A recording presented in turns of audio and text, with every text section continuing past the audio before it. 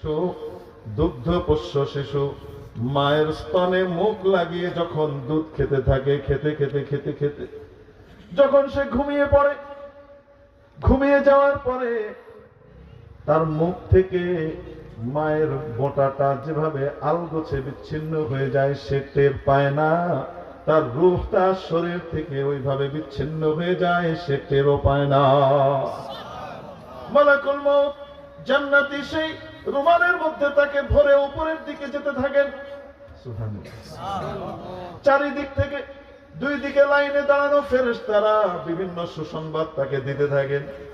এভাবে যেতে যেতে প্রথম আসমান পর্যন্ত যান। প্রথম আসমান পর্যন্ত যাওয়ার পরে জিজ্ঞাসা করা হয়, কে? অমুক এসেছে।